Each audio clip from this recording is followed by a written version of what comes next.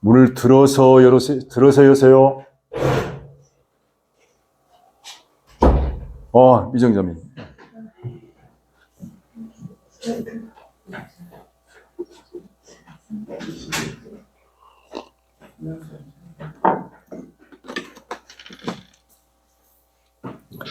(3장) 22절부터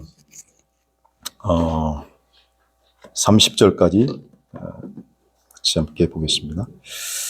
자, 함께 교독하겠습니다. 이후에 예수께서 제자들과 유대 땅으로 가서 거기 함께 유하시며 세례를 주시더라. 가까운 내눈에서 세례를 주니 거기 물들이 많으니라. 사람들이 와서 세례를 받더라. 요한이 아직 옥에 갇히지 아니하였더라. 이에 요한의 제자 중에서 한 유대인으로 더불어 전례에 대하여 변론이 되었더니 저희가 요한에게 와서 가로되 랍비여 선생님과 함께 요단강 저편에 있던 자 곧 선생님이 증거하시던 자가 세례를 주매 사람이 다 그에게로 가더이다. 요한이 대답하여 가로되 나는 하늘에서 주신 바 아니며 사람이 아무것도 받을 수 없느니라. 나의 말한 바 나는 그리스도가 아니요 그의 앞에 보내심을 받은 자라고 한 것을 증거할 자는 너희니라. 신부를 취하는 자는 신랑이 나서서 신랑의 음성을 듣는 신부가 크게 기뻐하나니 나는 이러한 기쁨이 충만하였노라. 그는 흥하여겠고 나는 쇠하여야 하리라 하니라. 아멘.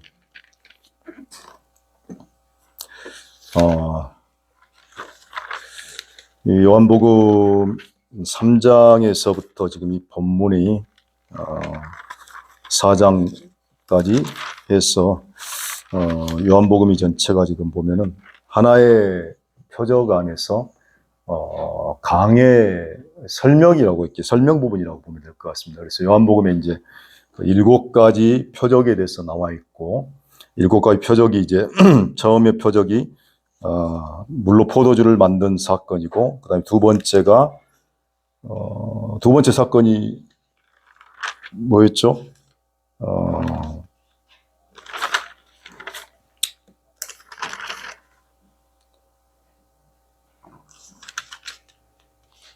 그 베데스다 사건이죠.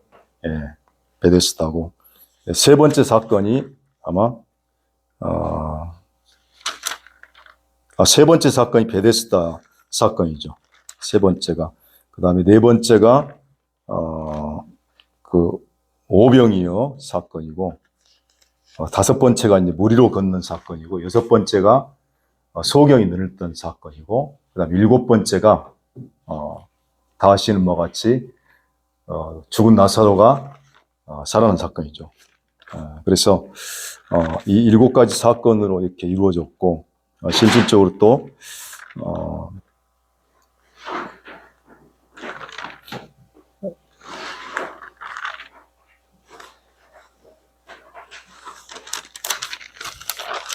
예, 두 번째 이적이 그 백부장의 아들입니까? 고관 신하의 아들이 거의 죽게 되었던 신하의 아들이 살아났던 사건이 이렇게 되어 있습니다. 자, 그런데 이제 이 사건들을 보면서 첫 번째는 이제 그 포도주가 포도주로 바꿔진 사건이고, 이 사건이 요한복음 전체 7가지 표적을 전체를 갖다가 대표하는 표적이라고 볼 수가 있습니다. 그래서 이 표적 다음에 나와 있는 것이 바로 성전 청결 사건이 붙어 있고, 그 다음에 이제 니고데모 얘기가 나오고, 수가성 여인 얘기가 나오죠. 그래서 이 사건을 통해서 이제 전체 나머지 6번째 그 사건들을 다 대표하고 그 사건들을 종합해서 완전하게 예수 그리스도를 드러내는 것으로 이렇게 볼 수가 있습니다. 그래서 이 사건 중에서 이제 보면은 한 가지 우리가 이렇게 놓치게 되었던 것이 뭐냐면은 죽었다 살아난 사건이라든가 병을 고치는 사건을 통해서 한 가지 이렇게 죽은 자를 살렸다.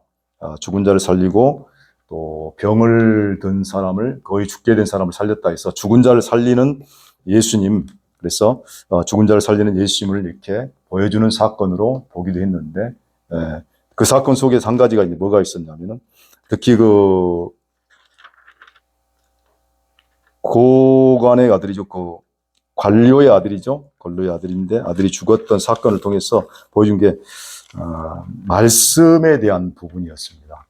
말씀이 태초에 말씀이 계시니라, 그 말씀이 하나님과 함께 계셨고 그 말씀은 곧 하나님이시니라 했었는데, 요한복음에서 나와 있는 부분이 말씀이고 말씀 안에 생명이 있고 그 생명이 곧 빛이다라는 것으로 나가고 있는 것을 볼 수 있습니다. 그래서 말씀이 육신에 우리 가운데 거하시며 우리가 그 영광을 보니 아버지의 독생자의 영광이라고 했습니다. 말씀이 육신 안에 오신 사건을 마치 거하심에 했는데 스케노, 장막을 치다라고 하고 표현을 했습니다. 예수님의 성육신 사건이 성전이 마치 예수님이 성전으로, 우리 가운데 이 땅에 성전으로 오신 것처럼 그렇게 했고, 또 그것이 실질적으로 성신 자체가 말씀으로 이렇게 했는데, 그 말씀 자체가 왔을 때, 죽은 자를 살릴 때 하나님 예수님이 말씀하셨을 때 그 말씀을 말씀을 듣고 가는 시간, 그 시간으로 말씀이 그대로 사람을 살리고 고치는, 그래서 말씀을 믿고 가는, 말씀이 일하는, 말씀이 나타나는, 그래서 말씀이 능력이란 것을, 곧 예수 그리스도가 말씀이란 것을 보여준 사건이 바로 그 죽은 자를 살리는 사건으로 우리가 볼 수 있다는 것입니다. 그래서 이 사건을 통해서 단순하게 예수 표적이 그 표적을 통해서 보여줬던 것이 단순하게 죽은 자를 살리는 것뿐만 아니라 그 살리는 그 일을 말씀이 했다. 말씀이 살렸다. 그래서 예수님이 말씀이다. 라는 것을 갖다가 이 태초에 계셨던 말씀이 예수님이다. 라는 것을 갖다가 얘기해 준 것이 바로 이 5장에서 그 죽은 자를 살리는 사건으로 이렇게 보여주고 있다는 것입니다. 그래서 이 말씀에 대한 부분을 갖다가 이번에 하면서 제가 본 것이 하나 있었는데,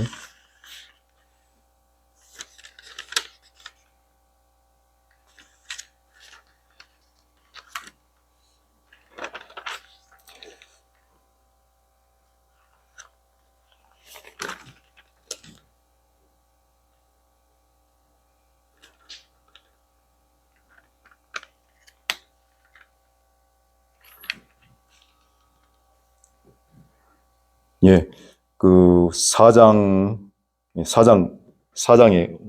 50절이죠. 그 사람이 예수의 하신 말씀을 믿고 가더니, 그렇게 했고, 그 다음에 4장 53절에 보니까 아비가 예수께서 내 아들이 살았다 말씀하신 그때인 줄 알고 자기와 온 집이 다 믿으니라, 이렇게 하면서 이 두 번째 표적에서 나온 것이 바로 말씀이신 예수님, 말씀이신 하나님을 이 표적을 통해서 보여주고 있다는 것입니다. 그래서 이 말씀이 태초부터 계셨고 이 말씀이 곧 예수님이다 하는 1장의 그 말씀을 갖다가 보여주면서 예수님이 말씀을 통해서 일하시는 것을 그렇게 보여주고 있는 사건이 바로 그 사건이라는 것을 볼 수가 있습니다. 그래서 이 7가지 표적을 통해서 결국에는 예수님의 완전한 모습을 볼 수 있고 예수님이 어떤 분인가를, 어떤 일을 하시는가를 우리가 알 수 있는 사건이 바로 이 7가지 표적을 통해서 보여주고 있다는 것입니다. 그래서 7가지 전체가 완전하게 예수님을 보여줄 수 있는 그런 어떤 표적이고, 그것을 전체적으로 보여주는 사건이 바로 표적이 바로 첫 번째 가나의 표적 속의 모든 사건을 갖다 다 대표해서 보여주는 사건이 바로 표적이 바로 첫 번째 표적이란 것입니다. 그래서 이 첫 번째 표적 속에 물로 포도주를 바꾸는 이 사건을 통해서 그 다음에 이제 나와 있던 것이 바로 성전 사건이 나오고, 그리고 나서 니고데모와 그리고 또 수가성 여인에 대한 얘기를 하면서 나오는데, 결국 이제 이 성전 사건, 예수님이 자기 성전 내 자기 육체를 죽였던 이 사건을 통해서 결국에는 세례 사건과 연결시킨 것을 볼 수가 있습니다.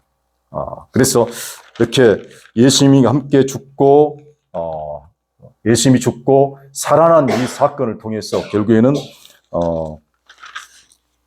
이 물과 성령으로 난다 하는 사건 속에 그리고 또 위로부터 나지 아니하면 하나님 나라를 볼 수 없다. 위로부터 난다. 그리고 또 물과 성령으로 난다 하는 사건 속에 어떻게 보면 세례에 대한 부분을, 함께 죽고 함께 살아나는 세례 부분을 바로 보여주는 표적이 바로 성전 사건이라는 것을 우리가 좀 볼 수 있습니다. 그래서 이렇게 표적을 통해서 예수님이 다시 함께 세례를 통해서 함께 우리를 포함해서 함께 죽고 함께 살리는 그 사건을 통해서 죽고 살아나는 것을 통해서 난 것이 바로 거듭나는 것이고, 이로부터 나는 것이고, 성령으로부터 다시 나는 사건이라는 것을 보면서 이렇게 나지 아니하면 하나님 나라를 볼 수 없고 하나님 나라에 들어갈 수 없다는 것을 보여주는 것입니다. 그래서 이렇게 니고데모 사건을 통해서 계속해서 얘기한 것이 바로 위로부터 나지 아니하면, 그래서 하늘에서 와서 하늘로부터 온 자가 아니면은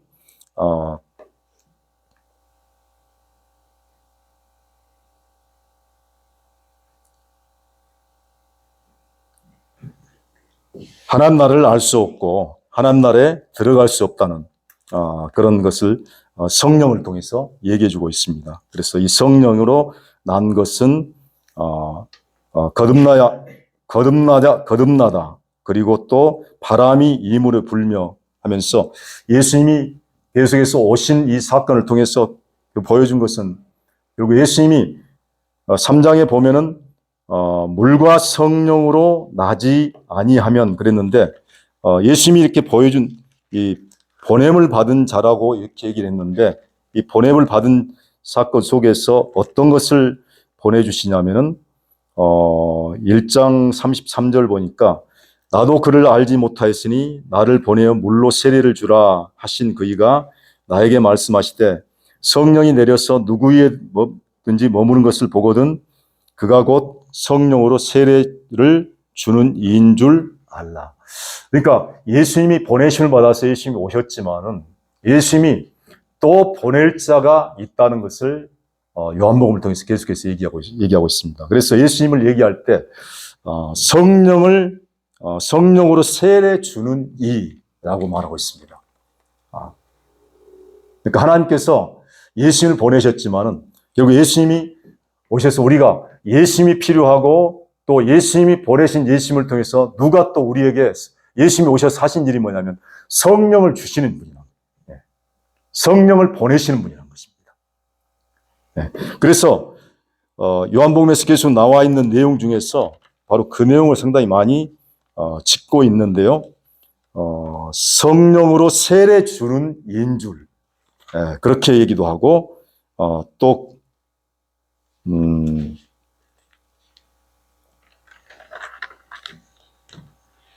몇 군데가 있는데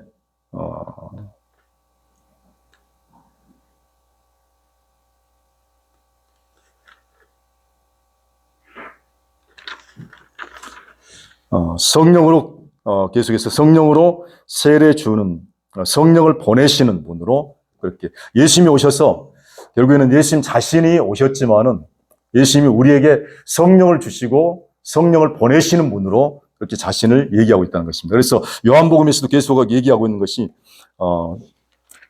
예수님이 세례를 주시죠. 예수님이 세례를 주는데 그 세례 속에 무엇이 있냐면은 바로 성령을 보내실 분으로, 예수님이 통해서 자신이 성령을 주시는 분으로 그렇게 얘기를 하고 있습니다. 그래서 오늘 이 본문에서도 보면은 이제 니고데모의 사건을 통해서 연결되는 책인데요. 어떻게 보면 니고데모에 대한 부분에 대한 같이 연결된 사건으로 이렇게 보기보다는 약간 조금 독립된 사건으로 이렇게 또 약간 보여지는 것 같아요. 그래서 그러나 또 이 사건이 독립된 사건은 아니고 여기 전체 내용 속에 지금 요한복음의 구조를 보면은 이 표적 속에 계속해서 설명의 부분으로 그렇게 연결시켜서 보는 것도 필요하다는 것을 알 수가 있습니다. 그래서 이번에도 이렇게 하면서 요한복음이 처음에 보니까 좀 쉬울 것 같아. 원래 요한복음 자체가 좀 어렵죠. 어려운데 어느 순간에 좀 쉽게 들리기도 했는데 또 상당히 또 어렵다는 말이 약간은 또 맞는 것 같아요. 왜냐하면은 일반 단순한 그 사복음서에서는 얘기를 할 때 그 사건에 연결돼서 그대로 이렇게 해석을 하면 되는데 요한복음은 그 앞에 표적이 있고 그 표적 다음에 예수님이 설명을 해주는데 이 설명의 부분과 같이 봐야지만이 그 요한복음 전체 표적 자체가 이해가 된다는 것입니다. 그래서 이 표적 부분만 놓고 해석을 하다 보면은 우리가 뒤에 설명에 대해 나와 있는 설명의 부분을 빼놓고 앞에 표적 자체만 해석하고 관찰하고 그렇게 하다 보면은 정확하게 표적을 통해서 얘기해주고 말씀하고 있는 부분을 놓칠 수가 있다는 것입니다. 그래서 이 사건 중에서도 이제 가장 조금 연결시켜서 보기 어려운 지금 사건이 2장의 사건인데 2장 그 첫 번째 표적인데 첫 번째 표적 중에서 나와 있는 것이 바로 그런 내용입니다. 그래서 이 내용 중에서도 이제 이 내용이 상당히 세례 요한의 내용인데요. 세례 요한이 가서 유대 땅에 가서 이제 세례를 줬는데 세례를 주고 거기 함께 이제 세례를 줬는데요. 예수님이 세례를 줬습니다. 그래서 예수님이 유대 땅으로 갔어. 그러니까 요단강이 있으면 유대 땅이니까 지금은 옛날로 말하면 이제 가나안 땅이겠죠. 가나안 땅이고 그 다음에 이제 요한도 같이 와서 세례를 같이 줬습니다. 세례를 줬는데 살렘 가까운 에논이라고 그러니까 제가 찾아보진 않았는데 아마 건너편이라고 이렇게 표현을 했던 곳이 있는 것 같아요. 여기 26절 보니까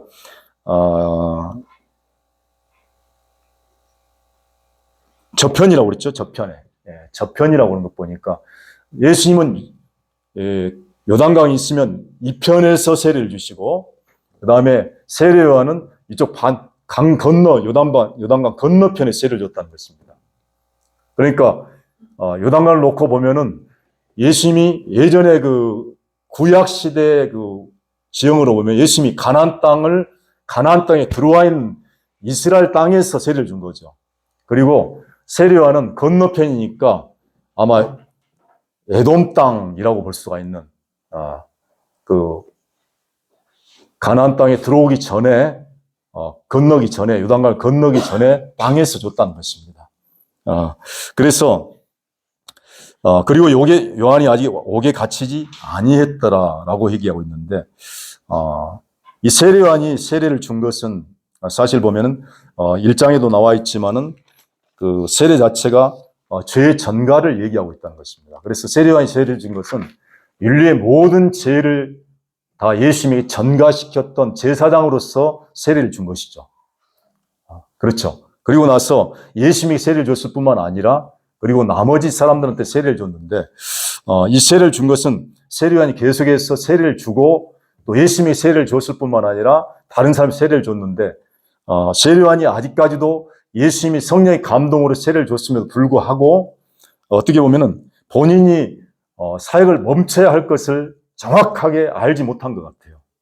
왜냐하면 본인의 임무는 사실 예수님에게 세례를 주는 것으로 본인의 모든 임무가 다 맞춰진 거예요. 세례의 역할은 뭐냐면 예수님이 오시기까지예요. 그래서 예수님을 세례를 표현할 때는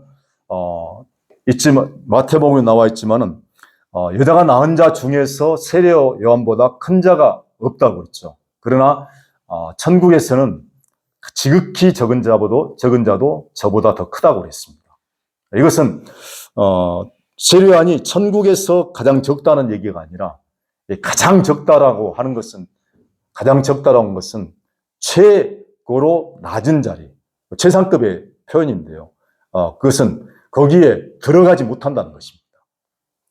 그러니까 옛사람으로서 아담의 생명으로 여자의 후손으로는 난 사람 중에 세례요한보다 큰 사람이 없어요. 그러나 세례요한이 천국에는 들어갈 수 없다는 거예요. 물론 이 얘기가 천국 자체를 갖다 경험할 수 없다는 것입니다.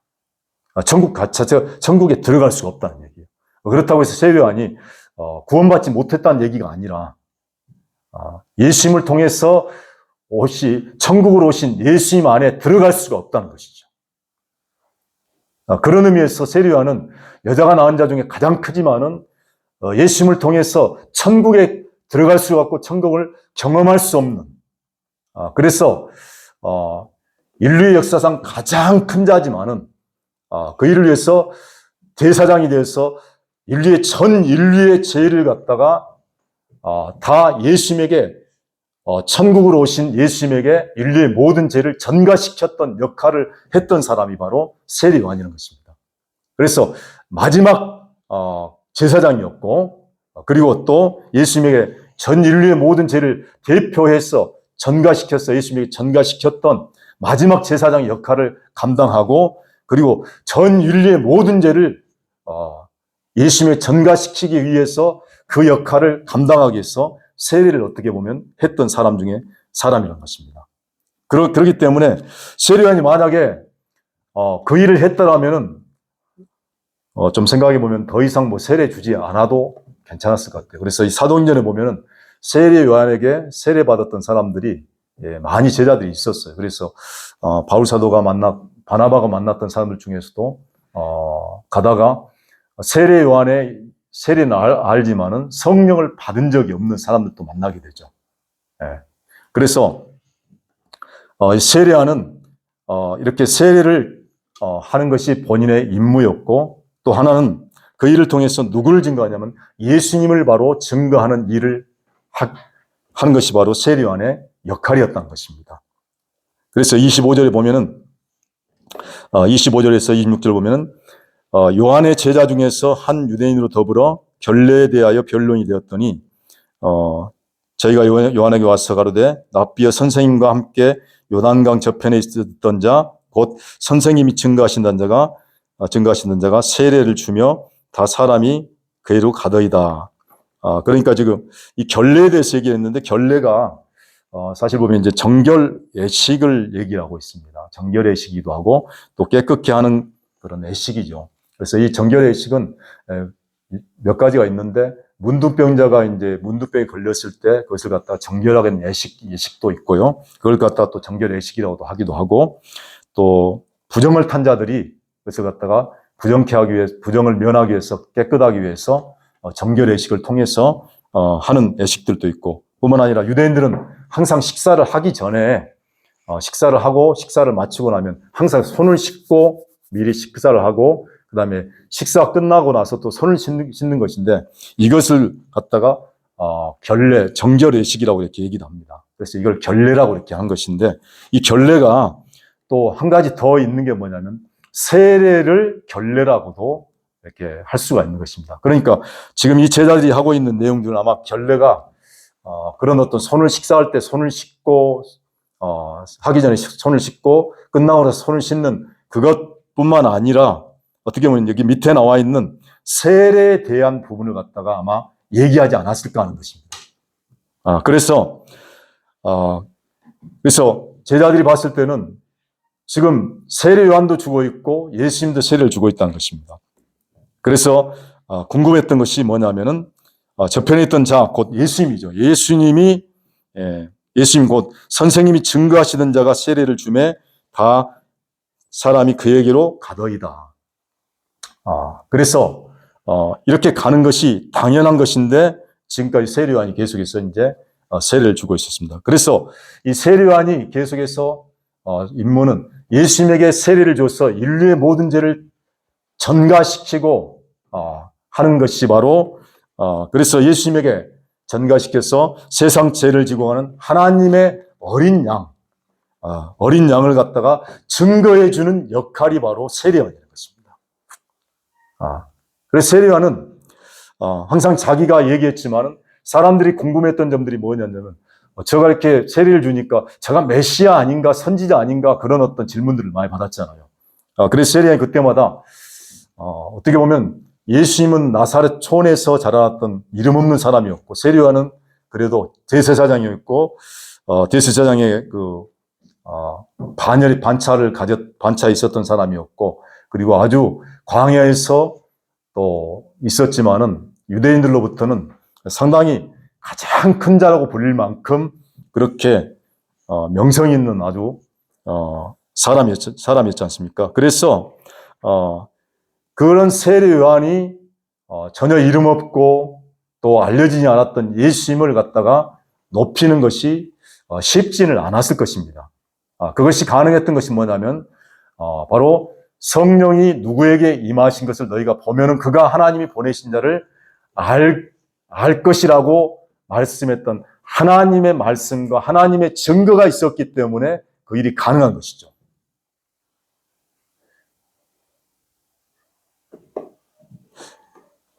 그러니까 우리가 이 세례 요한에 이 뒤에 있어 보면 사실 자기 위치를 버리고 부인하고 그리고 예수님을 높이는 것이 당연히 성경에서는 그렇게 했기 때문에 쉬울 것 같은데 상당히 쉽지 않은 부분이에요. 오늘날로 말하더라도 아주 큰 교회 담임 목사님이 정말 위대한 사역을 한다고 하고 또 큰 일을 한다고 하는 사람들이 자기보다 못한 이름 없는 아주 뭐 전도사 정도를 갖다가 자기 위에 세운다는 것은 사실 쉬운 일이 아니거든요. 그렇게 세울 수 있는 것은 사실 보면은 정말 하나님이 그를 사용하시고 성령이 그 안에 계시고 정말 복음이 있고 그리고 뿐만 아니라 하나님이 정말 그를 보내고 부르시고 세웠다는 것을 알기 전까지는 그것이 인정되기까지는 그 속에 계신 하나님이 정말 인정되고 그 속에 계신 하나님이 일하신다는 것이 인정되지 않으면은 사실 이것이 엄청 어려워요. 목회자 세계에서도 큰 교회 목사님들이 있지만은 큰 일을 하시는 분일수록 이름 없는 사람들을 갖다가 인정해주고 정말 그 안에서 성령이 그 안에서 일하는 것을 보고 그렇게 세워주고 인정하는 것은 정말 어렵습니다. 목회자뿐만 아니라 성도들도 마찬가지예요. 성도들도 마찬가지입니다.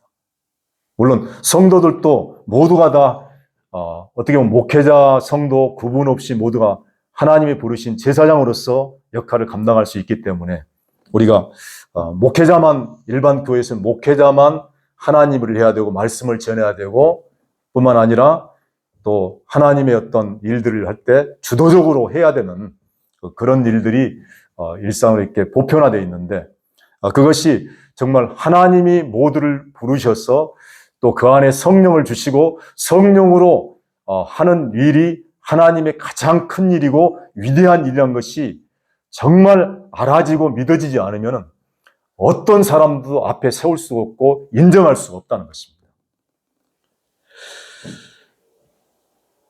그래서 이 세례 요한은 자기가 할 수 있는 가장 큰 위대한 사역이 바로 예수님을 증거하는 일이었어요. 저분이 나보다 앞선 자다. 나보다 먼저 계셨다. 자, 이 얘기가 바로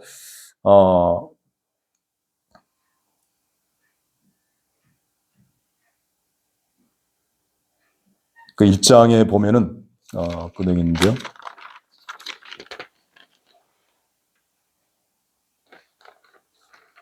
예, 1장 29절 30절을 보면은 바로 그 얘기 있습니다.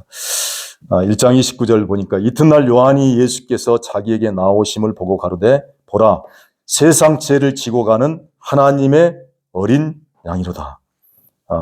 그리고 30절에 내가 전에 말하기를 내 뒤에 오는 사람이 있는데 이 빨간 것으로 되어 있습니다. 뒤에 오는 사람. 이 키아짐이 상당히 보기 좋은 게 이걸 갖다 구분하기가 너무 좋아요. 다른 성경을 보면 이걸 구분하려면 상당히 좀 신경을 많이 써야 되는데 키아즘에서는 그런 문제를 완전히 해결했어요. 그래서 빨간색하고 빨간색 나오면 무조건 누구냐면 하나님, 예수님, 성령님 세 분 중에 한 분이니까 딱 구분이 쉬워요.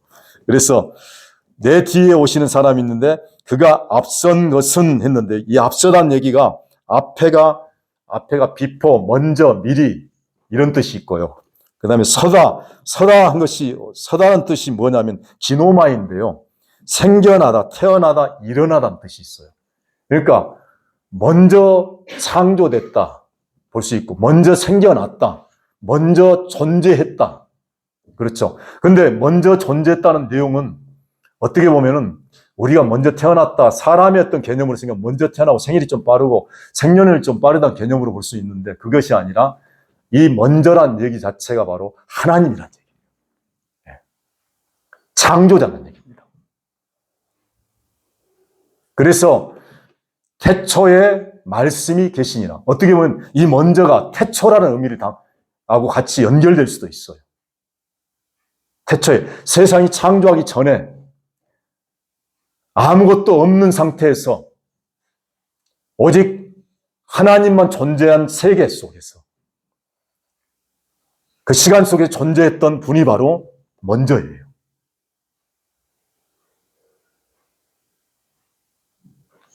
그러니까 이분으로부터 모든 것이 생겨났기 때문에 이분의 말씀으로 창조되었고 뿐만 아니라 우리를 예수 그리스도를 다시 통해서 창조할 때도 새 창조도 말씀으로 창조됐기 때문에 이 말씀이 우리가 존재하기 이전에 이 말씀이 있었다는 것입니다.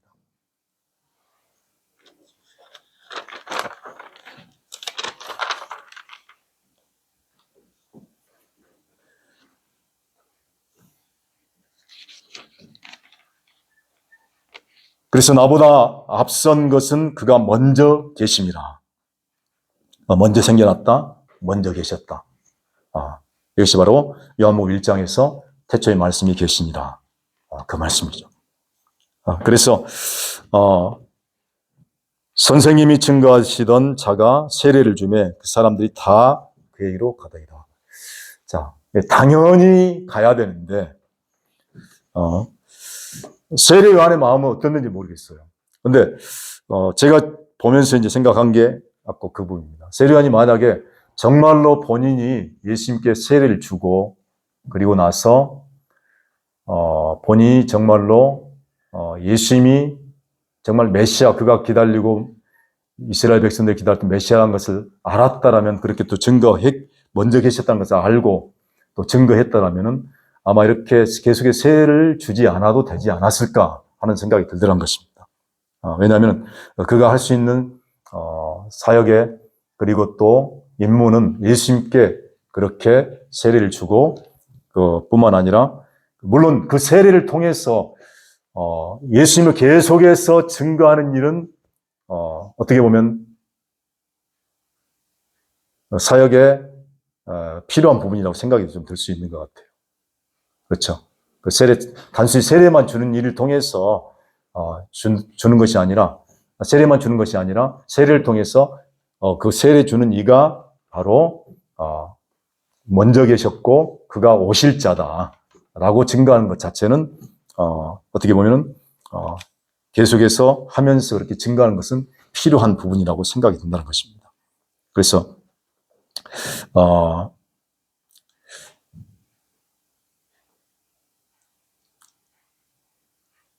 27절 그렇게 봤고요.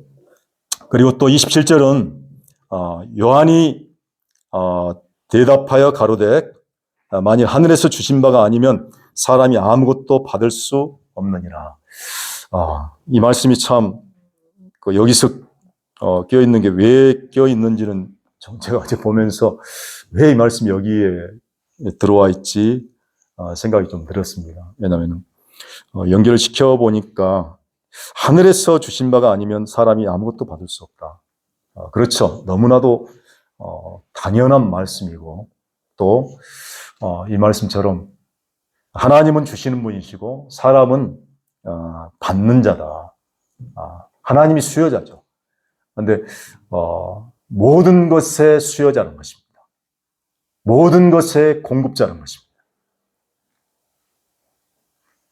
모든 것에 은혜를 베푸시는 분이고 모든 것에 긍휼을 베푸시는 분이라는 것을 갖다가 지금 하나님은 하늘에서 주신다.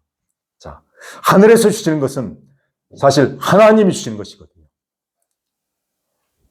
자, 그래서 우리 자신이 사실 땅에서 났지만은 원래 근원이 어디에서 나오냐면은 하늘에서 나왔다는 것을 말해주고 있다는 것입니다.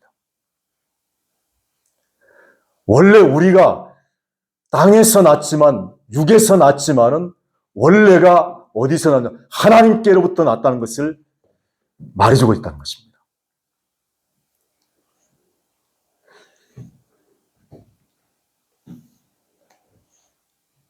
그래서 하늘에서 주신 바 아니면, 그러니까 우리가 받은 것 중에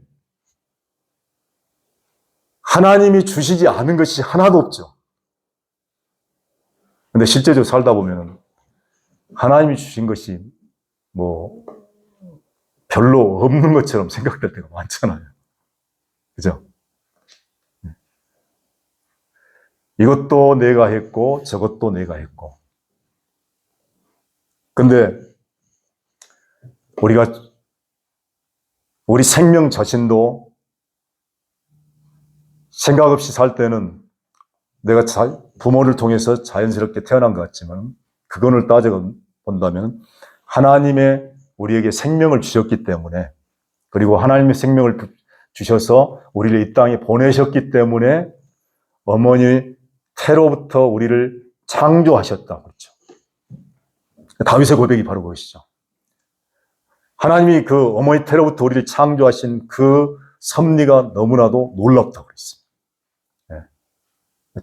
너무나 기묘해서 측량할 수가 없고 알 수가 없는 것이죠.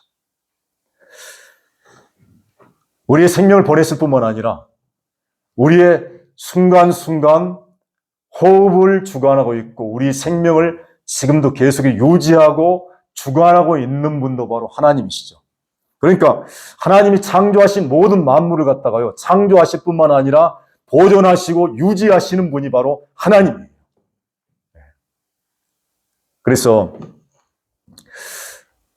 우리 창조 세계나 사람을 볼 때도 다시 한번 이렇게 생각이 되는 부분이 뭐냐면 심판의 부분은 있지만은 그 심판의 부분도 지금 요한복음이 계속해서 나오고 있는 심판에 대한 부분들은 상당히 현재적으로 우리가 지금 현재 예수님을 믿는 것 자체가 믿고 믿지 않는 자체가 하나님의 심판으로부터 일어난 일이에요.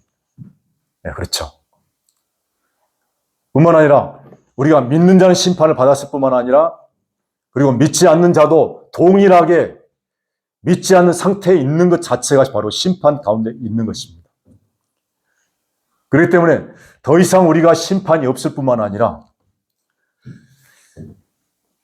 우리가 영원한 생명을 가지고 질적으로 다른 생명을 가지고 하나님 안에서 그리스도 안에서 정말 하나님의 생명을 하나님의 부요를 누려갈 수 있다는 이 소망은 우리가 사는 날 동안 멈추지 않고 더 풍성해지고 더 깊어지고 더 넓어지고 그렇죠.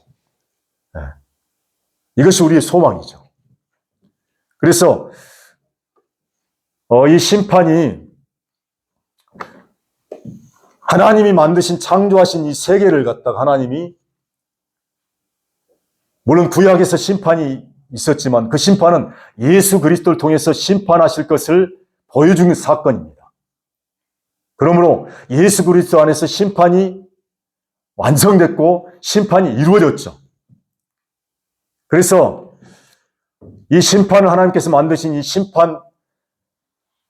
이 세계뿐만 아니라 사람을 갖다가 심판하는 일에 있어서 완전히 하나님이 만드신 이 세계를 다시 없앨 것이라는 심판에 대해서는 우리가 생각해 볼 수 있다는 것입니다. 다시 말씀드리면은 베드로후서에서 나오는 하나님께서 처음에 만들었던 땅과 하늘을 갖다가 불에 태우고, 그리고 또 종이축처럼 말라서 없어지는, 그러니까 마치 원래 창조했던 세계를 완전히 파괴해서 없애버리는 것이 바로 어떻게 보면 종말이 일어날 사건으로 이렇게 보여주고 있는 것처럼 보이는 부분도 있지만은, 사실 하나님의 어떤 만드신 창조 세계를 하나님이 다시 없애기 위해서 만드셨을까 하는 질문들을 우리가 한번 해볼 필요가 있다는 것입니다. 사람을 만드시고, 주희 어서 와라. 사람을 만드셨죠. 사람을 만드시고, 그 사람을 구원하시기 위해서 예수님이 친히 오셔서, 그 사람 속에 오셔서 예수님이 친히 사시고, 그를 통해서 영원히 함께하는 이 존재가 됐는데, 하나님 만든 이 사람을 갖다가 하나님께서 다시 그 세계와 사람을 갖다가 파괴하시기까지 하니까 심판을 하시는 것인가?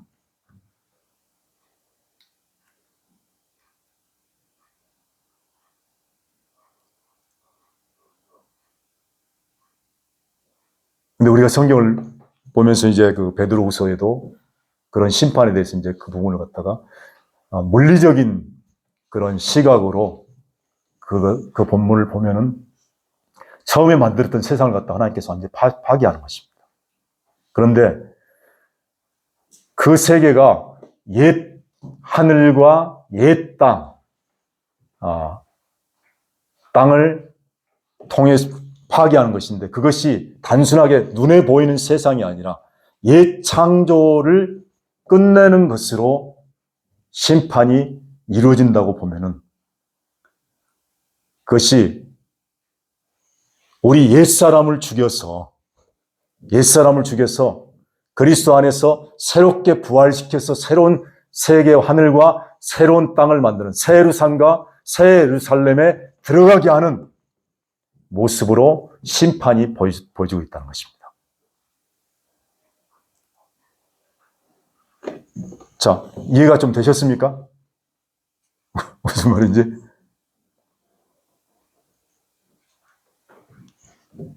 예. 다시 좀 설명을 하겠습니다. 지금 이렇게 베드로후서에 있는 내용을 갖다가 조금 더 이렇게 생각이 나서 심판 얘기하면서 한 거죠. 자, 심판은 이루어졌어요. 요한복음에도 지금 심판이 몇 군데 나옵니다. 로마서에도 심판이 나오고 진노가 나오죠. 심판을 보면은 이 심판과 판단이란 것이 같은 의미로 쓰여져요. 크리노하고 크리시스라고 아마 이렇게 표현을 하고 있는데, 심판하다라는 얘기가 물론 심판하다, 그다음에 판단하다, 분리시키다, 그런 의미들이 있습니다. 그런데 우리가 보면은 사실 이 진정한 심판은 어떻게 보면 믿는 자와 믿지 않는 자가 분리가 돼요. 심판을 통해서 예수님이 십자가에 죽으시고 부활하신 이 사건 자체가 통해서 성령을 보내셨지만, 빛으로 비춰졌지만은 이 빛이 올지라도 빛과 어둠으로 나눠진다는 것입니다. 그렇죠, 심판이. 믿는 자와 믿지 않는 자가 나눠지는 거예요. 믿는 자는 심판을 이미 받았고, 믿지 않는 자도 이 심판을 받았어요. 그렇죠? 네, 믿지 않는 그 상태에 있는 자체가 심판이죠. 네. 그러므로 하나님이 만드신 세상과 사람을 갖다가 멸망시키기 위해서 만든 것이 아니라는 것입니다. 그죠? 그래서 예수님께서 오실 때 내가 세상을 심판하는 것이 아니고, 또 하나님이 세상을 구원하기 위해서 멸망시키기 위해서 이함이 아니라 세상을 구원하기 위해서, 세상에 영생을 주기 위해서 오셨다고 말씀하셨습니다. 그런 의미에서 예수님이 심판이 이미 이루어졌고 믿지 않는 자도 심판을 받았습니다. 그런데 우리가 베드로후서나 성경의 몇몇 곳을 보면은 종말적으로 심판이 올 때 세상이 지금 하나님께서 원래 만들었던 원래 세상과 자체가 해와 달뿐만 하늘과 땅이 다 없어지는, 다 파괴되는 심판으로 보여지는 것이 좀 있다는 것입니다. 자, 그러면은 하나님 원래 만드신 세상을 파괴하기 위해서 만드셨겠냐는 것입니다. 하나님 만든 사람을 갖다가 멸망시키기 위해서 만드셨겠냐는 것입니다. 그건 하나님의 뜻이 아닙니다. 그래서 베드로후서에서 나와 있는 이 심판, 세상과 첫 하늘과 땅이 말라지고 없어져 불에 타지는 사건이 단순하게 실질적으로 물리적으로 타서 없어지는 세상이 아니고 하나님이 만들었던 옛 세상, 옛 존재가 완전히 파괴되는 것, 죽는 것을 갖다가 상징하고 있는 것이 바로 베드로후서에서 얘기하고 있는 거예요. 그걸 갖다가 옛 땅과 하나님께서 옛 땅과 옛 하늘을 갖다가 만드신 창조 세계를 갖다가 불로 태워서 없애는 심판처럼 보여주고 있다는 것입니다. 그런데 그것이 무엇을 얘기하냐면 우리 아담으로 생명으로 태어난 옛 존재가 죽는 것을 갖다가 상징해주고 있어요. 그리고 새 하늘과 새 땅이 되는 것이죠. 파괴돼서. 다시 예수 그리스도 안에서 새 하늘과 새 땅, 새로운 존재로 창조할 것을 갖다가 그렇게 얘기를 하고 있다는 것입니다. 그래서 세대주의자나 종말론자들이 바로 그 본문을 가지고 그래서 마지막 때 지구가 완전히 멸망시킨다. 하나님께서 지구를 완전히 파괴시킨다. 그리고 다른 새로운 신천지를 만든다고 그러지 않습니까? 그런 얘기가 아니란 것입니다.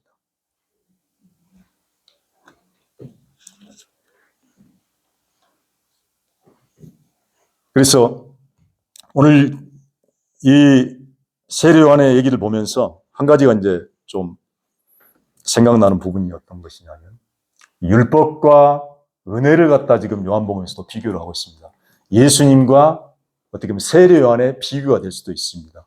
잘 보면은 지금 요한복음 2장에서도 돌 항아리 6이 있죠. 6이 이거는 겉만 씻는 정결 예식을 쓰는 6이거든요. 이것이 바로 무엇이냐면 6 자체가 율법, 불완전한 수고, 그리고 또 율법 자체를 얘기해 주고 있다는 것입니다. 그리고 이 포도주는 예수님을 얘기하고 보여주기도 하고 성령을 얘기하기도 하죠. 그래서 비교를 하고 있어요. 그래서 여기 본문에서도 보면은 그런 어떤 좀 약간 그림이 그려진다는 것이죠. 그게 뭐냐면 요한이 세례를 주고 있는데 아직 요한이 옥에 갇히지 아니하였더라는데 세례요한이 죽을 때 어떻게 죽었냐면요. 그 헤로디아의 딸이 그 춤을 추면서 누굽니까? 헤롯의 아내죠. 자기 형님의 동생을 자기 동생의 부인을 빼앗아서 살던 그 여자인데 그 딸이 춤을 추니까 네가 원하는 게 뭐냐? 그러면 네가 나라의 절반이나 내가 주겠다 하니까 그 여자가 딸한테 얘기를 해가지고 세례요한의 목을 좀 달라고 그래라. 그래서 세례요한이 결국에는 그 딸의 춤추고 그 여인의 요구로 인해서 세례요한의 목이 잘리게 된 것이죠. 물론 헤롯은 세례요한 자체를 상당히 죽이를 두려워했어요. 그래서 옥에 갇혔다. 그리고 세례요한이 목에 잘려 죽게 되죠. 이 죽음 자체가 상당히 좀 어떻게 보면 좀 좋은 죽음은 아닌 것 같은데 그 죽음의 어떤 좋고 나쁨을 떠나서 모세가 광야에서 40년 동안 이스라엘 민족들을 끌고 가서 가나안 땅에 들어가려는데 요 모세가요 눈앞에서 가나안 땅을 바라만 보고 들어가지를 못했어요. 이게 모세의 사명이에요. 모세가 병들어 죽은 것도 아니고 건강하고 눈도 밝았지만은 가나안 땅에 들어갈 수 없었다는 것입니다.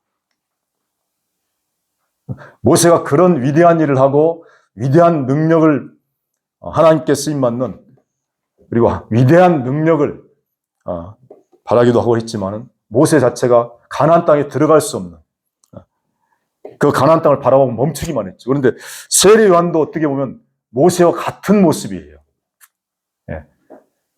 천국을 앞에 두고 예수님을 앞에 두고 진정으로 예수님 안에 들어갈 수가 없었습니다. 다만 예수 그님을 예수님께 인도하고 예수님을 증거하는 사람들을 예수님께로 들어갈 수 있도록 준비한 역할을 했던 사람이 누구냐면 바로 세례 요한이에요. 그런 의미에서 보면은 요한도 어떻게 보면 율법으로는 가장 큰 자가 될 수 있죠. 모세와 같은 사람이라는 것입니다. 이것은 율법으로 아무리 완벽하고 또 율법이 6개의 숫자로 완전히 완벽하게 채워질지라도 율법으로는 복음 안에 들어갈 수 없고 천국에 들어갈 수 없다. 예수 그리스도 안에 들어갈 수 없다. 그것을 우리가 좀 볼 수 있을 것 같습니다. 그래서 이 요한의 모습을 통해서 어떻게 보면 모세의 모습을 갖다 오버랩해서 볼 수 있는, 그래서 마치 이스라엘 백성들이 가나안 땅에 여호수아를 통해서 들어갔던 것처럼 모세는 거기서 그 산에서 아주 늙어서 죽은 것이 아니라 바라만 보고 평생 들어가기를 소원했던 그 가나안 땅이었음에도 불구하고 들어가지 못하고 본인은 다른 사람들을 들어가게 돕고 모세 여호수아에게 모든 사람들을 맡겨서 여호수아를 통해서 들어갈 수 있게 했던 바로 사람이 바로 모세였는데 모세의 모습과 똑같은 그런 세례 요한의 모습 볼 수가 있습니다.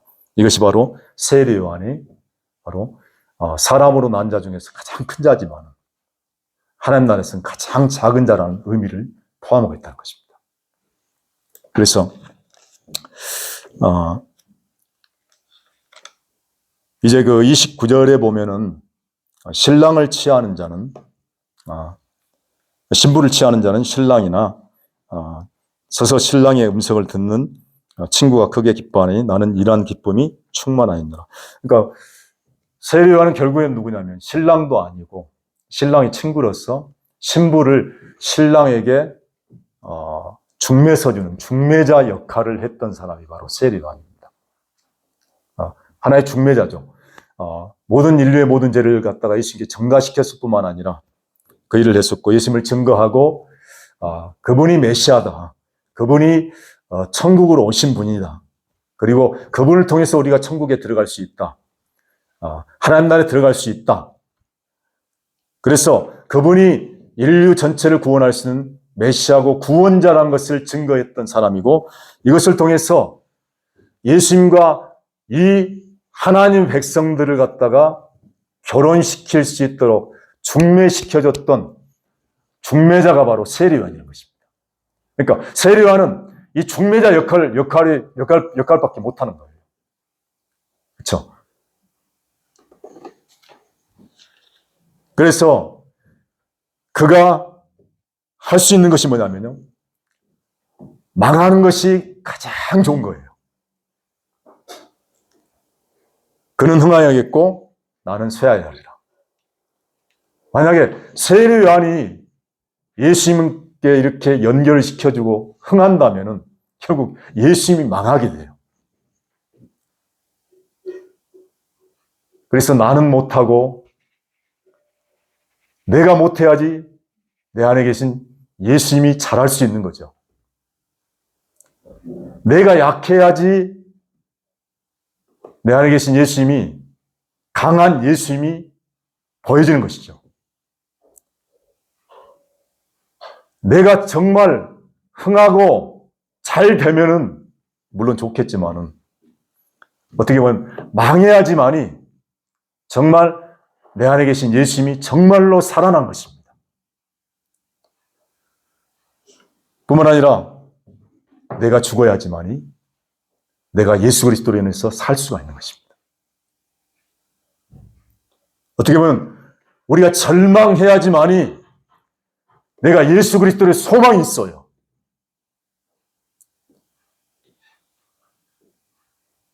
오늘 세례 요한이 옥에 아직 갇히지 않았는데 세례 요한이 진짜 옥에 갇혀야 돼요. 네. 옥에 갇혀야지만이 예수 그리스도로 인해서 자유를 누릴 수가 있는 것이죠. 그래서 세례 요한이 작아지면은 예수님이 커지고 또 세례 요한이 낮아지면은 예수님이 우리 안에 계신 예수님이 존귀하게 될 수 있는 것입니다. 이게 바로 그래서 그는 예수님은 흥해야 되고 나는 쇠해야 됩니다. 우리 자신을 부인함으로 인해서 우리 안에 계신 예수 그리스도가 더 밝히, 더 분명하게 드러날 수 있겠죠. 일하실 수 있고 우리를 통해 사실 수 있고, 그것이 바로 신랑을 취하는 자. 그래서 신랑을 취하는 자는 누굽니까? 바로 우리가 신랑을 취하는 자죠. 그렇죠? 예수 그리스도를 영접한, 예수 그리스도를 받아들인 자.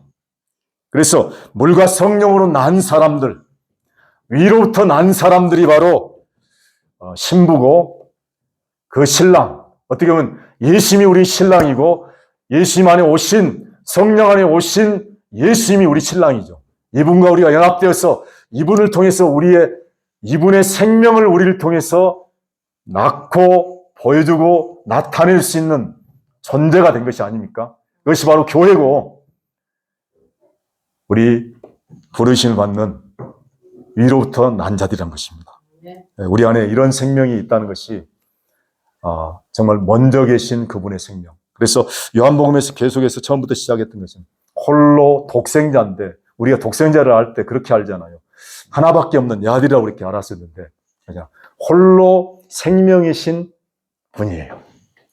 태초 전부터, 만물이 있기 전부터, 창조 전부터 홀로 생명을 가지고 계셨다. 홀로 생명이신 이분, 홀로 유일하게 생명이신 분이, 이분이 육신을 입고 오셔서 우리에게 그 생명을 우리에게 주셨지 않습니까?